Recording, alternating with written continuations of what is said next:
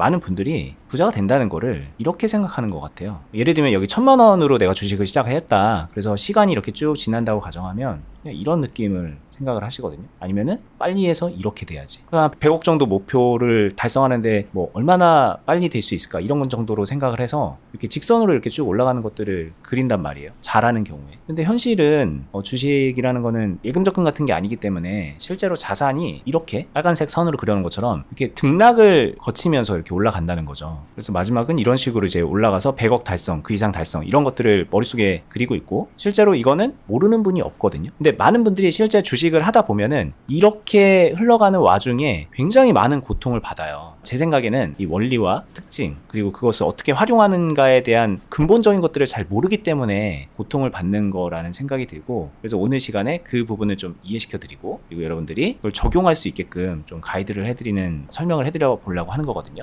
지금 보시는 것처럼 1000만 원으로 예를 들어서 시작을 했다. 그래서 100억까지 이렇게 쭉 자산을 키워가는 과정에서 이 그래프가 의미하는 게 뭔지 여러분들이 그 중간중간에 어떤 것들에 속으면 안 되는지 이런 부분들을 알려드리려고 하는 거니까 한번 잘 들어보시면 좋겠습니다. 네, 1000만 원을 가지고 투자를 한다. 처음에는 돈을 이렇게 손해보는 과정을 곧잘 거치게 돼요. 뭐 안 거치는 경우도 있어요. 어떻게 매매하냐에 따라서. 근데 이런 게 나오는 게 되게 이상한 건 아니다. 이거 그냥 정상적인 거다. 이게 안 나오는 상황이면 그게 오히려 럭키한 거고 운이 좋은 거고 되게 고마운 상황이다. 그걸 즐기면 된다. 요 정도로 생각해 주시고 이 마이너스 500 이게 계좌에서는 평가 손실이라고 보시면 될 것 같아요. 내가 처음에 어떤 종목을 선택해서 투자를 했는데 마이너스를 깔고 가는 그 상황 그거를 굳이 거부할 필요 없고 그거를 결국에는 이 과정을 거쳐서 이렇게 턴어라운드를 시키는 거죠, 계좌에서. 그래서 수익권을 도달하는 거고 다시 본전이 오는 거고 본전을 탈출해서 도망가는 게 아니라 수익화까지 하면서 내 자산도 같이 성장을 하는 거죠. 이 일련의 사이클이 자연스러운 모습이고 이런 구간이 있죠. 이런데 자산이 급속도로 성장하는 이 구간을 퀀텀 점프라고 많이 얘기를 하고요. 그리고 이런 자산의 급격한 성장을 이게 투자의 매력이자 꽃인데 이거를 잘 만들고 싶잖아요. 사람들은 다 자기만의 욕심이 있고 저도 그렇고 그래서 여기서 잘하기 위해서 여러 가지 기술들을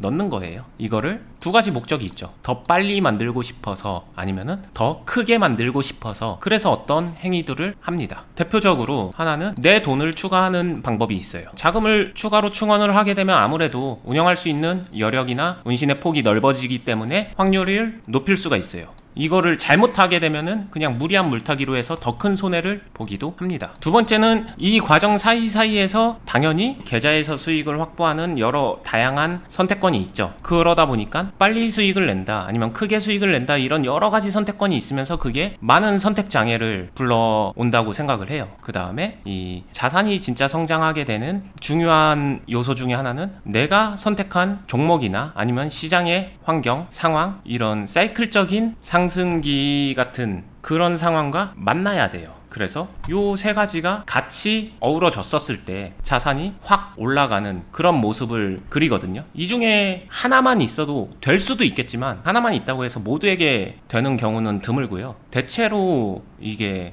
잘 골고루 다 조화를 이뤘었을 때 자산 성장이 제대로 이뤄진다. 일단 이게 기본 원리인 것 같아요.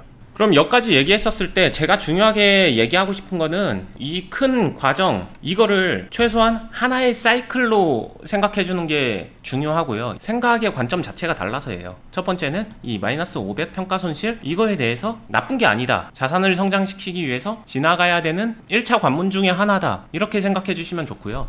두 번째, 여기다 돈을 넣는, 내가 추가로 돈을 넣는 행위는 내가 이러한 성장을 더 빨리 만들기 위한 하나의 전략이 될 수 있다. 이거 생각해 주시면 좋고요. 무조건 수익으로만 1000만 원에서 1억을 만들겠다? 될 수 있죠. 될 수 있는데 그 기간이나 시간이 무한대로 길어질 수도 있거든요. 잘하면야 잘 되는 거 아니야? 맞죠? 근데 안 될 수도 있잖아요. 안 될 확률도 되게 높거든요. 근데 자산 성장을 그냥 되면 좋고 안 되면 말고가 아니라 되는 방향으로 가야 되기 때문에 그리고 이 앞단에서 1000만 원에서 1억을 되는 방향으로 잘 만들어 놓고 나면은 나머지는 이런 상황은 사실상 반복이거든요. 그러니까 진짜 중요한 거는 이 앞에 거의 다 있는 거다라고 생각을 할 수 있죠. 그리고 심지어 뒷부분은 자산이 커지는 게 50억에서 100억을 예를 들면은 실제로 자산이 50억이 커지는 거니까 훨씬 더 많이 벌어야 되거나 아니면 수익을 많이 내야 되거나 뭐 이럴 수도 있는데, 이 시스템이 제대로 가동하고 있다면은 이 속도가 생각보다 빨라요. 비율로 보게 되면 50억에서 100억은 2배예요. 1000만 원에서 1억은 10배입니다. 당연히 여기가 속도가 빠르겠죠. 그리고 이만큼 여기까지 오는 동안에 나의 노하우와 경험과 실력이 뒷받침된다면은, 그래서 이 뒷부분, 보통 자산 성장 그래프의 뒷부분은 이 기울기가 좀 가파르다. 근데 진짜 중요한 거는 이 앞부분이 되게 완만해요. 되게 완만할 수 있다. 여기서는 보게 되면은 이런 데가 되겠죠. 여기서 한 요 정도가 지금은 그냥 단순히 도식화시켜서 별거 아닐 수도 있지만, 여기가 사실 성공과 실패를 갈라놓는 마의 구간이 아닌가 생각을 합니다. 그죠. 그게 복리죠. 복리 그래프가 이거잖아요. 이런 식으로 이제 되는 거. 이게 지금 그냥 쭉 눌려보면은 일직선으로 올라간 것 같지만 이 폭 자체가 여기가 넓기 때문에 실제로 이 복리를 좀 도식화 시켜 놓은 거기도 하고요, 이게. 그리고 이거 얘기를 하다 보면은 어쩔 수 없이 얘기도 할 수밖에 없는 게, 여기 이 상황에서 처음에 1000만 원을 시작해서 마이너스 500까지 봤다는 건 정말 사실 투자 망한 것 같은 느낌이잖아요. 마이너스 50%. 엄청난 손실률이란 말이에요. 그래서 망한 것 같지만 실제로 그렇다 해도 여기서부터 이제 그 뒤에 잘 이어나가면은 얼마든지 이런 그래프를 만들어낼 수 있는 거라는 것도 하나 포인트지만, 이게 또 시사하는 바가 뭐냐면, 예를 들면 10억을 기준으로 놓고 봤을 때 이렇게 떨어지는 거를 겪게 되잖아요. 그러면 마이너스 10%만 떨어져도 1억이 마이너스가 평가 손실로 찍혀요. 그러니까 주식으로 부를 쌓는다는 거는 여러분들이 아직 경험을 못해서 그렇지만 굉장히 많은 손실을 내 눈으로 보게 된다는 거거든요. 내 자산 나 10억이나 있네, 아싸 나 주식 10억 부자, 아싸 나 50억 부자, 100억 부자, 이것도 물론 맞는 말이지만 그만큼 비례적으로 여기서 5%만 빠져도 2억 5천이고 10% 빠지면 5억 마이너스란 말이에요. 그러니까는 이 당시로는 상상할 수 없는 그런 마이너스를 눈으로 보게 된다는 뜻이기도 해요. 그렇죠. 그러니까 이게, 그리고 또 다시 말하면은 10억 기준으로 놓고 보면은 여기 이 기준으로 봤을 때 여기 딱 보면은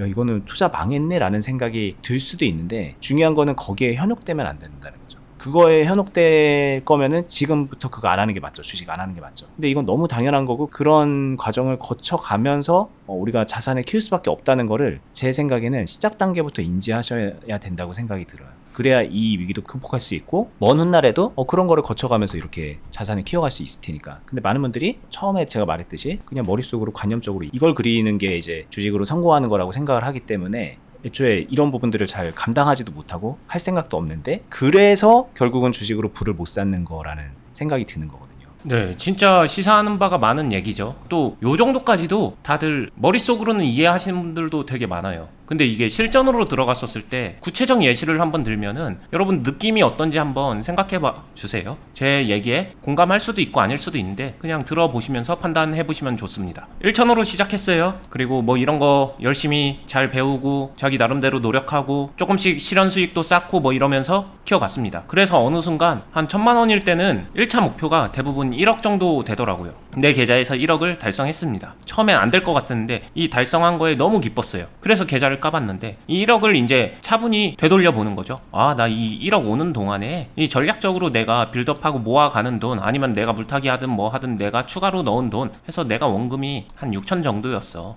근데 수익 4천 냈지. 이거 실제로 실현 수익 내가지고 이 정도 냈어. 이 정도 해도 잘한 수익은 맞습니다. 참고로 그냥 단순 예시예요. 근데 뚜껑을 열어봤는데 내 1억짜리 계좌가 지금 현재, 이건 실현 수익 마이너스 50%의 평가 손실 중이라고 가정을 해볼게요. 이것도 극단적 예시니까 이것도 그냥 극단적으로 말한 거예요. 현재 계좌 상태는 마이너스 5천. 이거 뚜껑 열어보니까 그래, 평가 손실 마이너스 5천이면 이거 지금 나 5천만 원 있는 거잖아. 주식으로 자산 5천이잖아. 게다가 내가 벌어들인 건 4천이고 내가 6천 때려박아가지고 5천 된 거니까 마이너스 1000만 원이잖아. 이렇게 계산이 되는 거거든요. 그러면은 내가 5천 넣었지만 내가 최초에 시작했었던 1000만 원 이거 나 다 잃은 거네? 이렇게 생각되곤 하거든요. 이렇게 생각할 수 있죠, 당연히. 단순 산술로는 틀린 계산은 아니니까. 네, 여기서는 진짜 치명적인 맹점이 있어요. 여기서 주식 안 한다는 가정에선 그게 맞아요. 나는 지금 모든 거 뭐 모르겠고 지금 당장 모든 거를 현금화해야 돼. 나 돈 너무 급해. 그런 경우에는 이 산술이 맞아요. 근데 그게 아니라면 이 산술은 무조건 틀린 계산입니다. 왜냐? 이 숫자는 변하니까. 그리고 이거는 아까도 얘기했지만 사업 초기에 나는 이제 1억 내 사업이 확장한 거예요. 1000만 원짜리 사업에서 1억을 굴리는 사업장으로 확장한 겁니다. 기쁜 얘기죠. 확장이 됐으니까. 그러면 기쁜 마음으로 마이너스 5천 이거를 투자를 한다라고 생각하고 내가 1000만 원에서 500만 원 투자해서 1억이 왔으니까 1억에서 5천만 원 투자해서 다시 10억을 가는 길을 걸어가고 있는 거다. 이렇게 생각하면은 이거는 기쁜 일이고 희망찬 일이고 설레는 일이어야 돼요. 저는 그렇다라고 생각을 합니다. 이게 투자자의 길이라고 저는 되게 강한 확신을 갖고 있는 사람이거든요. 저도 이 길을 걸어와 왔고 이게 그냥 맞는 길이에요. 그리고 이 마이너스 5천 계속 말씀드렸지만 무조건 이 숫자를 본다가 아니라 시장이나 그때그때 상황에 따라서 이거 더 줄 수도 있어요. 줄면 더 좋은 거고 뭐 심하면 이 정도 나올 수도 있고 그리고 이 가는 과정에서 여기서는 이 꼭지점 순간에는 내가 벌어들인 이 4천의 수익은 지금 내가 투자하는 수익하고 상대 비교하는 게 아니라 정확히 말하면은 얘는 이 앞사이클의 수확물이고요. 얘는 앞으로 걸어갈 길에 대한 투자예요. 그럼 이거에 대한 수확물은 여기서 나오겠죠. 시점이 다르다. 다른 시점에 두 가지 숫자를 이 만나는 시점에 단순 산술 계산하는 거는 이거 조금 미련한 거다. 그렇게 하지 말고 성장하는 길로 계속 쭉 잘하고 있으니까 계속 쭉 가라. 이 얘기를 해드리고 싶습니다. 문제는 그런 것 같아요. 이런 때 저점에서 시장이 안 좋거나 내 계좌가 좀 많이 불리해져 있을 때 말씀하셨던 그 마이너스가 눈에 굉장히 많이 들어오잖아요. 여태까지 살면서 본 적이 없었던 마이너스를 계속 겪게 되는 거거든요. 근데 이거는 저도 그래요. 지금은 아니지만 시장이 되게 안 좋을 때 그럴 때 제 계좌를 열어보면은 야 이거 뭐냐 그동안에 주식으로 번 거 다 날린 거야? 생각하기에 따라서 그런 느낌이 들 수밖에 없는 숫자를 봐요. 왜? 나는 항상 살면서 앞으로 주식을 하면서 내 시드의 규모는 계속 커져가니까 저도 마찬가지로 지금 현재 시점에서는 5년 전, 10년 전에 제가 볼 수 없었던 숫자들을 보거든요. 그러면 상대적으로 내가 그동안에 벌었던 거에서 얼마 날린 거야? 뭐 아까 이제 마이너스 50% 해가지고 막 5천만 원 날린 거 얘기하셨는데 그런 거는 별로 없지만 그런 케이스가 있긴 있죠. 예를 들면은 잠깐이었지만 그때 코로나 때 시장 완전히 꼬꾸라질 때